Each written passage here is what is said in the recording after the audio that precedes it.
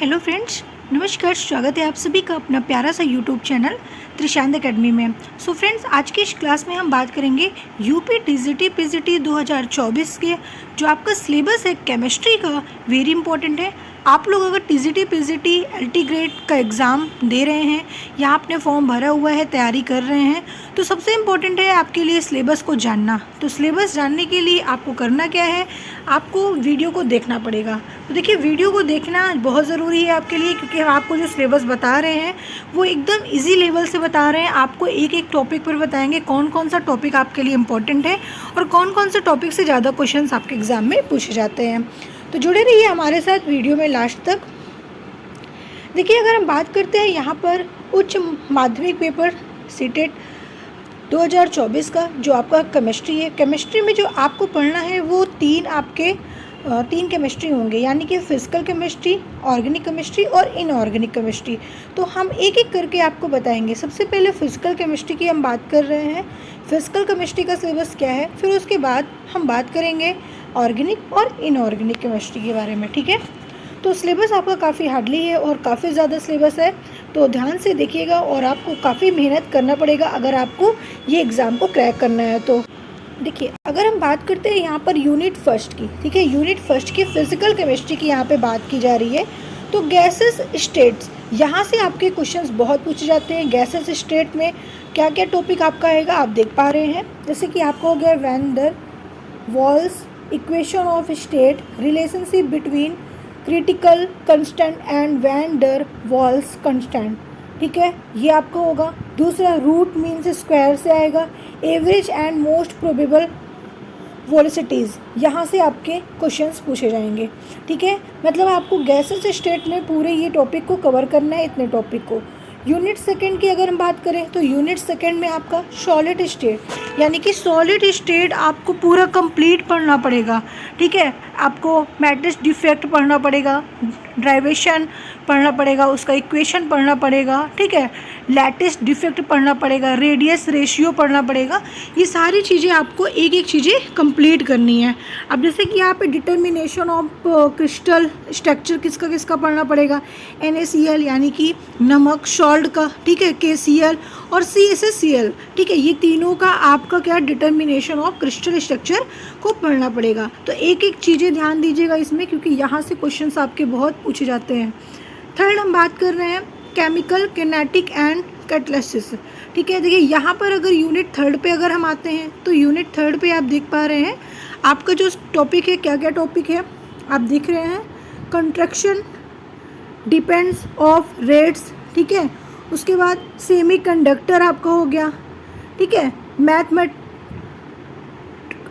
मैथमेट्रिकल हो गया, उसके करेक्टर्स हैं zero order, first order, second order, half life and mean life. ये सारी चीज़ें आपको डिस्कशन करनी होगी। Effect of temperature on rate of reaction, ठीक है, ये पढ़ना पड़ेगा आपको। उसके अलावा expression for the rate constant base of, ये आपको पूरा कंप्लीट करना पड़ेगा। क्लासिफिकेशन आपको क्लासेस का पूरा कंप्लीट करना पड़ेगा। तो इतने टॉपिक आपको केमिकल किनेटिक एंड कैटालिसिस में डिस्कशन करने होंगे, ये सारी चीज़ें कवर करनी है आपको। फिर यूनिट 4 की जब बात आती है, यूनिट 4 पे देखा गया कि colligative properties of Dettol solution. ठीक है, यहाँ पर भी आपको देखिए ये पूरी चीज़ें कंप्लीट पढ़नी है। यहाँ पर आप देख पा रहे हैं ये सारी चीज़ें आपको पूरा कंप्लीट पढ़नी है फ्रीजिंग पॉइंट तक।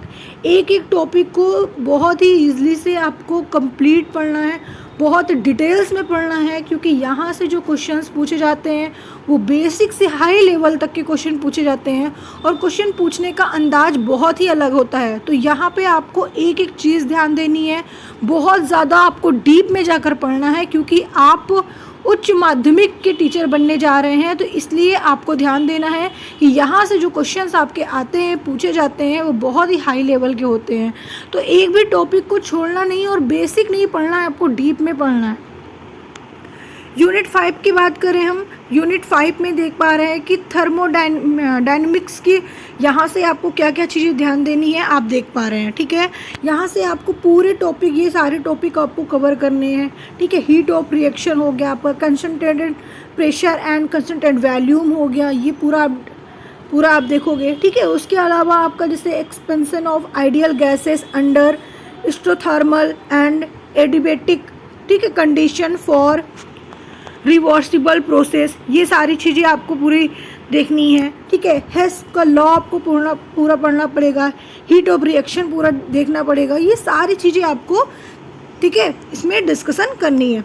उसके अलावा यूनिट 6 में केमिकल्स, ठीक है, केमिकल्स के बारे में आपको पूरा डिटेल्स में पढ़ना है,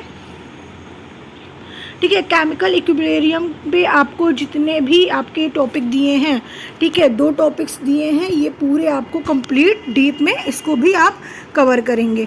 यूनिट 7 की बात करें तो फेस, यहाँ पे यूनिट 7 पे आप देख रहे हैं, ठीक है। यूनिट 7 में भी बहुत ज़्यादा टॉपिक नहीं है, लेकिन जितने भी टॉपिक आपके हैं, डिग्री ऑफ फ्रीडम, ठीक है, ये हो गया आपका, ये सारे टॉपिक आपको कवर करने हैं, पूरे टॉपिक एक एक चीज़ ध्यान देने हैं आपको।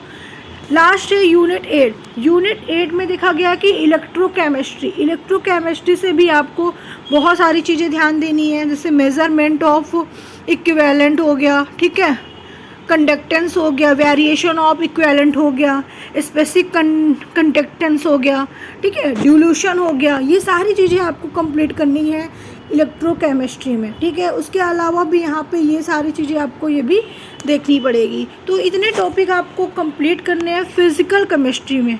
ये मैं आपको जो बता रही हूँ ये फिज़िकल केमिस्ट्री का सिलेबस है। तो फिज़िकल केमिस्ट्री में आपने देखा कि यूनिट 8 तक आपको सिर्फ फिज़िकल केमिस्ट्री पढ़ना है।